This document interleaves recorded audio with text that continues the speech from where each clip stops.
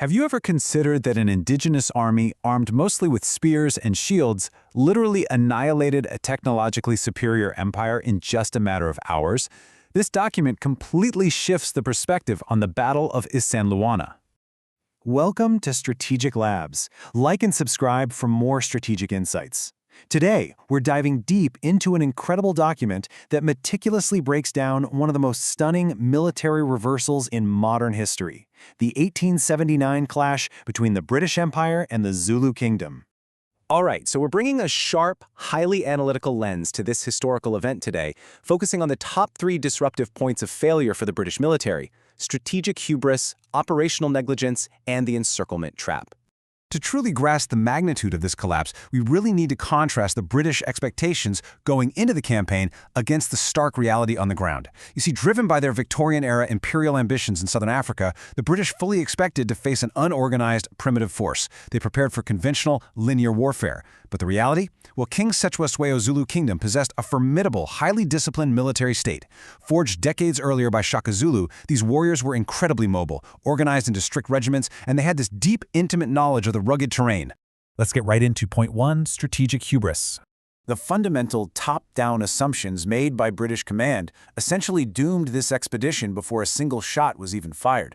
Their intelligence was completely blinded by a rigid belief in their own cultural and technological superiority. As the source notes, because they viewed the Zulu through this lens of exotic otherness, they categorically dismissed their capacity for sophisticated battlefield tactics. They didn't see a rival state military, right? They just saw a colonial nuisance. And the lethal consequence of that hubris? An absolute over-reliance on technology. Planners assumed that just rolling out their accurate Martini-Henry rifles and modern artillery pieces would easily neutralize traditional Zulu warfare methods. They expected this swift, punitive campaign where superior firepower would just dictate the outcome. Basically, they thought their weapons made them invincible, which leads us directly to our next disruptive point. Point 2, operational negligence. So, this strategic overconfidence at the top totally trickled down to the tactical level at the Isandlwana encampment.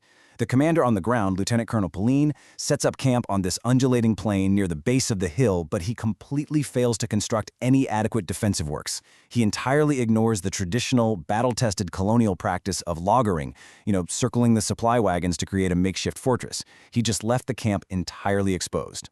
Because they didn't respect the enemy's capabilities, British command actually dispersed their troops over a really broad area for foraging and logistics.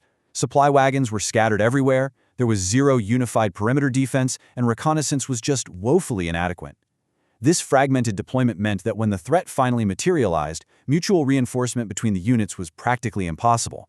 Which brings us to point 3, the encirclement trap.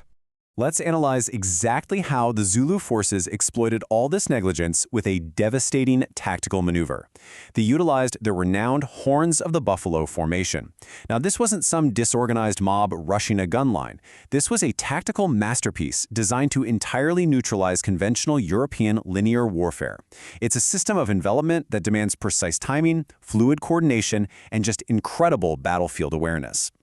Here's how this maneuver builds out in execution. Step 1. The central chest presses the enemy's center directly, drawing all the defensive fire and fixing the British attention firmly forward. Step 2. The horns, these highly mobile flanking regiments, use the rugged terrain, the hills and thick bushes to rapidly sweep around the distracted British forces. And Step 3. The ring closes. Total envelopment.